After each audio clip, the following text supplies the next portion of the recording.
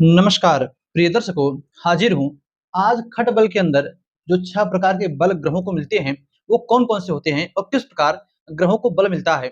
ग्रह कितना बलशाली देखिए, जब भी आप किसी जातक की जन्म कुंडली देखते हो और उस कुंडली में कोई अच्छा खासा राजयोग बना है, किंतु उस ग्रह के पास बल ही ना हो अथवा इन 6 बलों में से कोई एक भी बल उस ग्रह को ना मिले, तो वह राजयोग बेकार पड़ा रहता है और वह जातक अपने जीवन में दर-दर की ठोकरें खाता रहता है। आप कुंडली देखोगे, कहोगे अच्छा खासा राजयोग बना है, राजयोग मिलना चाहिए था। किंतु वह जो है भटक रहा है। तो इसका एक ही मतलब है कि उस ग्रह के पास इन बलों में से कोई एक बल नहीं है। ये जो सभी ग्रह के बल होते हैं, पहला स्थान बल, दूसरा दिग्बल, तीसरा काल बल, चौथा चेष्टा बल, पाँचवाँ नैसर्गिक बल और छठा दृष्टि बल। इन 6 पे आज हम बात करेंगे, ये कुंडली में कैसे बनता है? प्लस किन-किन प्रकार के ग्रहों की युति से जातक को वह बल कहाँ से प्राप्त होता है? आइए प्रारंभ करते हैं। दर्शकों, हमने पहला लिखा है स्थान बल। यह बल ग्रह को किसी ग्रह को मिल जाए, तो वह सबसे ज़्यादा पावरफुल माना जाता है। आप कह सकते हो एक प्रकार से इस देश में जैसे सबसे ऊँची गद्दी राष्ट्रपति की, प्रधानमंत्री की है, उसी प्रकार ग्रहों में सबसे अत्यधिक बल जो देता है वो होता है स्थान बल। गद्दी का बल, पावर जिस ग्रह स्थान बल क्या होता है पहले आप यह समझिए। तो स्थान बल के अंतर्गत जो ग्रह उच्च राशि में बैठ जाए, स्व राशि में बैठ जाए, मित्र ग्रह की राशि में बैठ जाए अथवा अपने मूल त्रिकोण राशि में बैठ जाए, तो ऐसे ग्रह को स्थान का बल प्राप्त होता है। समझा आपने? तो वह ग्रह बैठा कहाँ पर है? सबसे पहले यह देखिए, शत्रु की राशि में बैठा है तो मारा जाएगा, दुश्मन के घर में है मारा जाएगा। तो वह ग्रह अपने घर में हो, मित्र के घर में हो या जहाँ पर उसे उसका राजपाट चलता हो, जहाँ पर वह उच्च का हो, ऐसे जगह को स्थान बल कहा जाता है। तो ग्रह उच्च का कहाँ पर होता है? ग्रहों की कौन-सी राशि होती है? ग्रहों की कौन-सी मूल त्रिकोण राशि होती है? आप ये सब जानते होंगे, यदि थोड़ा बहुत भी आप ज्योतिष जानते होंगे, ज्योतिष पढ़ रहे होंगे, ये सब आपको पता होगा। स्थान बल आपने समझ लिया। दूसरा जो नंबर होता है वो होता है दिग्बल का। दिग्बल कुछ ग्रहों को भाव विशेष से मिलता है। जैसे आप एक जन्म पत्रिका खाली लो, जिसको मैंने बनाया भी है। अब इस जो कुंडली में जो लग्न होता है, इन लग्नों को 4 दिशाओं का रूप माना जाता है। जो पहला भाव होता है उसे पूरब दिशा मानी जाती है। जो चौथा भाव होता है उसे उत्तर दिशा मानी जाती है। जो 7वाँ भाव होता है उसे पश्चिम दिशा और जो 10वाँ भाव होता है उसे दक्षिण दिशा मानी जाती है। तो सूर्य को पहले आप लीजिए, सूर्य जो देखिए इन्हीं 4 भाव, पहले भाव में, चौथे भाव में, 7वें भाव में और 10वें भाव में ग्रहों को दिग्बल प्राप्त होता है। जैसे किसी जन्म पत्रिका के कुंडली के पहले भाव में ही बुध और गुरु बैठे हों, इस पहले भाव पर बुध और गुरु बैठे हों, तो बुध और गुरु को दिग्बल प्राप्त होता है। कुंडली के चौथे भाव में शुक्र और चंद्रमा बैठे हों, तो उन्हें दिग्बल प्राप्त होता है। कुंडली के 7वें भाव में शनि हो, तो शनि को बल मिलता है, दिग्बल मिलता है। तो दिग्बल का मतलब शनि 7वें भाव में अकेला हो, तब बल मिलता है और किसी ग्रह को 7वें भाव में बल नहीं मिलता। क्यों? क्योंकि ये रोज़गार का भाव होता है, पत्नी का भाव होता है और तथा ये सुबह है, तो ये शाम है, गोधूली बेला, तो शनि को यहाँ पर अकेले बल मिलता है और कुंडली के 10वें भाव में जो कि ठीक दोपहर का समय माना जाता है, यह यहाँ पर सूर्य और मंगल को दिग्बल प्राप्त होता है। तो हमने 2 बल समझा, पहला स्थान बल, दूसरा दिग्बल। तीसरा होता है काल बल। आप नाम से समझिए तो काल बल किस समय जातक का जन्म हुआ है, दिन में, रात में, भोर के समय कि आधी रात के समय, शाम के समय, उस प्रकार भी ग्रहों का बल जातक को मिलता है। जैसे ठीक दोपहर के समय जन्म हो जाए, तो ऐसे जातक को चंद्रमा का बल नहीं मिलेगा, क्योंकि दोपहर के समय चंद्रमा कहाँ से उत्पन्न रहेंगे, चंद्रमा कहाँ से आकाशमंडल में रहेंगे। और ठीक इसी प्रकार रात के समय जन्म हो जाए, तो सूर्य बल नहीं मिलेगा। सूर्य का जो है काल बल से नाम हट जाएगा। रात के समय जन्म होने के कारण सूर्य देव कहाँ अपना प्रभाव डालेंगे उसके ऊपर। तो काल बल भी अलग-अलग, दिन के समय जन्म हो, तो सूर्य, बुध और शुक्र बली होते हैं।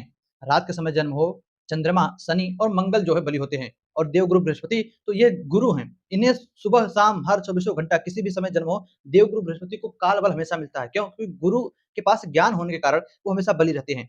बल को, ज्ञान को न तो दिन की जरूरत है न रात की जरूरत है। तो रात के समय चंद्रमा, मंगल और शनि, सुबह के समय सूर्य, बुध, शुक्र। कहीं कहीं पर देखिए बुध को भी मतांतर मिला है कि बुध भी हमेशा बली रहते हैं। बुध को भी हमेशा बली कहा जाता है, लेकिन ज्योतिष शास्त्र के जो अत्यधिक आप कह सकते हो कि पक्षधार हैं, वह बुध को दिन के समय ही बली मानते हैं, रात के समय नहीं मानते। तो ये हो गया तीसरा बल। बात करें चौथे बल की, चेष्टा बल की, ये थोड़ा समझने का विषय है, यह लंबा विषय है। इस चेष्टा बल में देखिए, चेष्टा बल के अंतर्गत 8 प्रकार के बल आते हैं, जिसमें ग्रह वक्री, तो मार्गी इस प्रकार का बनता है। तो आप उसको समझेंगे तो बहुत ज़्यादा आप समझ जाएँगे। आप सिर्फ इतना समझिए, पहले सूर्य चंद्रमा को समझिए कि सूर्य और चंद्रमा को चेष्टा बल कैसे मिलता है। तो एक साधारण सा सूत्र है जो कहता है कि मकर, कुंभ, मीन, मेष, वृष और मिथुन, यह 6 राशि आप पुनः जोड़िए। मकर, मकर से लेके मिथुन तक, मकर, कुंभ, मीन और मेष, वृष, मिथुन, इन 6 राशियों में सूर्य चंद्रमा यदि हों, तो सूर्य चंद्रमा को चेष्टा बल मिल जाता है। ठीक, समझा आपने? पुनः समझिएगा। बहुत चेष्टा बल के लिए आप यूट्यूब पर वीडियो देख सकते हो। बहुत लोग बहुत तरीके से बतलाएँगे। तो जो मैं बता रहा हूँ ये सिद्ध भी है और प्रामाणिक भी है।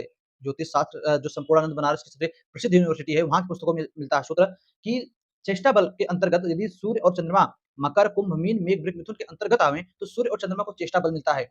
और चंद्रमा के साथ अन्य ग्रह हों, तब अन्य ग्रहों को चेष्टा का बल मिलता है, किंतु अन्य ग्रह चंद्रमा के साथ होने चाहिए और सूर्य चंद्रमा में से कोई एक ग्रह मकर, कुंभ, मीन, मेघ, वृक, मिथुन में हो, चाहे सूर्य हो, चाहे चंद्रमा हो, तो सूर्य और चंद्रमा को चेष्टा का बल मिलता है। समझा आपने? सूर्य को चेष्टा बल देना है तो सूर्य को इन 6 राशियों में रखिए, मकर से मीन तक। चंद्रमा को चेष्टा बल देना है तो चंद्रमा को मकर से मीन तक रखिए और मकर से मीन के बीच रहने पर ही सूर्य चंद्रमा के साथ जो ग्रह रहेगा, उस ग्रह को भी चेष्टा का बल मिलेगा। उम्मीद करता हूँ कि आप समझ रहे होंगे तो ठीक है, ना समझ रहे होंगे तो कमेंट कीजिएगा। हम पुनः आपको एक शॉर्ट माध्यम माध्यम की वीडियो से बता देंगे। चलिए अगले बढ़े 5वां बल। 5वें बल को कहा जाता है नैसर्गिक बल। अब ये नैसर्गिक बल क्या होता है? नैसर्गिक बल आपको एक प्रकार से समझाया, जैसे आप राजनीतिक क्षेत्र में देखिए, सबसे पावरफुल कुर्सी कौन-सी है? राष्ट्रपति की। उसके बाद प्रधानमंत्री की। उसके बाद अन्य मंत्रियों की, मुख्यमंत्री कह लीजिए। उसके बाद और नीचे आइए तो पुलिस विभाग में कई लोग गद्दी आ जाएगी और सबसे कमज़ोर गद्दी तो गाँव का आम आदमी या गाँव का सरपंच, प्रधान, अध्यक्ष जो कह लीजिए। तो एक दूसरे के ऊपर बढ़ते हुए मंत्री, होम मिनिस्टर, गृह मंत्री जो भी हो, जिस प्रकार भी हो, आप समझ लीजिए बहुत बड़े ऑफिस में कोई जो है वर्कर होता है, काम करने वाला होता है, तो उस काम करने के नीचे वाले भी चपरासी होते हैं, पियून होते हैं, गेटमैन होते हैं, एक सीईओ भी होता है उस कंपनी का जो सबसे बड़ा होता है। इसी प्रकार ग्रहों में भी होता है। तो ग्रहों में सबसे बड़ा कौन होगा? जिसको सबसे ज़्यादा नैसर्गिक बल, नैसर्गिक कहते हैं जो कि स्वयं प्रकृति या भगवान या प्रकृति आपको जितना अंदर आपके अंदर शक्ति भर दे, तो उसी को नैसर्गिक कहा जाता है। तो सबसे नैसर्गिक बल सबसे ज़्यादा जो बलि ग्रह होता है, वो होता है सूर्य। क्योंकि भाई सूर्य को राजा ग्रह माना जाता है, सूर्य सबसे ज़्यादा बली होता है। राजा सबसे बली होगा, सबसे कमज़ोर कौन होगा? तो उस देश की प्रजा, उस देश के मज़दूर, तो मज़दूर की वि श्रेणी में शनि को रखा गया है। तो शनि सबसे कमज़ोर माने जाते हैं। तो इसी प्रकार सबसे ऊपर सूर्य को रखिए, सबसे ज़्यादा सूर्य मज़बूत होते हैं। फिर सूर्य के बाद चंद्रमा मज़बूत होते हैं, फिर शुक्र देव मज़बूत होते हैं, शुक्र के बाद फिर गुरु मज़बूत होते हैं, फिर बुध, फिर मंगल, सबसे अंत में शनि। शनि सबसे कमज़ोर माने जाते हैं, सबसे अत्यधिक सूर्य। इस प्रकार आप ग्रहों को देख सकते हो। और आखिरी जो रहा, छठा दृष्टि बल। तो दृष्टि बल में के अंतर्गत आता है कि ग्रह अपने भाव को देखे, उस भाव को दृष्टि बल मिलता है। तो उस जैसे मान लीजिए देखिए, दृष्टि 3 ग्रहों की मुख्य होती है। वैसे तो सभी ग्रहों को 7वीं दृष्टि मिली ही मिली है, किंतु जो मंगल, गुरु और शनि हैं, उन्हें भगवान ने 2 दृष्टियाँ अलग से दी है। ज्योतिष शास्त्र के ऋषियों का कहना है, इनके पास कुछ विशेष दृष्टियाँ हैं। जैसे मंगल चौथे भाव को भी देख सकते हैं, 8वें भाव को भी देख सकते हैं, 7वें को देखते ही देखते हैं। देवगुरु बृहस्पति 5वें को भी देख सकते हैं, 9वें को भी देख सकते हैं, 7वें को देखते ही देखते हैं। और शनि तीसरे तथा 10वें भाव को विशेष दृष्टि से देख सकते हैं, 7वें भाव को तो देखते ही देखते हैं। अब मान लीजिए मंगल दो कुंडली की लग्न में बैठकर चौथे भाव को देख रहे हैं, इस चौथे भाव में जो ग्रह बैठा है, यदि वह ग्रह मंगल का मित्र हो गया, मंगल देव का आप कह सकते हो कि सम हो गया और वह चौथे भाव में बैठा हुआ ग्रह कमजोर है, उस ग्रह को मंगल देव से सपोर्ट मिल जाएगा। एक प्रकार ऐसे आपको समझाए तो मान लीजिए एक पुत्र कहीं बैठा है दूर, किसी कोई बच्चा बैठा है, वह कोई उत्पात कर रहा है, कोई रिश्तेदार सोचे कि इसको पीट दे, शांत कर दे पीट कर, 1-2 पड़ाका मार के शांत करा दे, किंतु दूर से उसके पिताजी बैठकर उसे देख रहे हैं, तो क्या वह रिश्तेदार उस बच्चे को मारेगा? नहीं मारेगा। क्यों? क्योंकि उसके पिताजी, उसके डैडी देख रहे हैं दूर से बैठकर अपने बच्चे को, या आप कह सकते हो उसका बड़ा भाई, उसकी माताजी, उसका कोई रिश्तेदार। वही पिताजी नहीं देख रहे होते, माताजी नहीं देखती या उसका भाई नहीं देखता, तो शायद रिश्तेदार उसको पीट देता। एक बहुत शांति से बैठ बहुत कूद रहा है। इस प्रकार दृष्टि चाहे अच्छी हो, चाहे बुरी हो, दोनों में काम देती है। यदि पापक ग्रहों की दृष्टि पाप मित्रों के साथ बढ़ जाए, तो कुंडली में परेशानियाँ बढ़ा देती है और शुभ ग्रहों की दृष्टि शुभ ग्रहों के साथ बढ़ जाए, तो वो शुभता को बढ़ा देती है। दर्शकों, ये अच्छा बल जो कि हर ग्रहों को मिलना ज़रूरी है, इनमें से कुछ मिलता है, कुछ नहीं मिलता है। तो जब ग्रहों के बल की बात निकालनी होती है कि कौन-सा ग्रह सबसे ज़्यादा बलवान है, इन्हीं 6 चीज़ों को देखकर स्थान बल, दिक्बल, काल बल, चेष्टा बल, नैसर्गिक बल और दृष्टि बल, इन 6 चीज़ों को देखकर ग्रहों का बल निकाला जाता है, जिसमें से सबसे अधिक नंबर जिस ग्रह को प्राप्त होता है, वो सबसे अधिक जो है बलशाली माना जाता है कुंडली में। तो उम्मीद करता हूँ कि ये आज का कार्यक्रम आपको समझ में आया होगा, आपके काम का होगा, तो कमेंट कीजिएगा। अच्छा लगा वीडियो के नीचे भी बताइएगा। इसको बस आज इतना ही।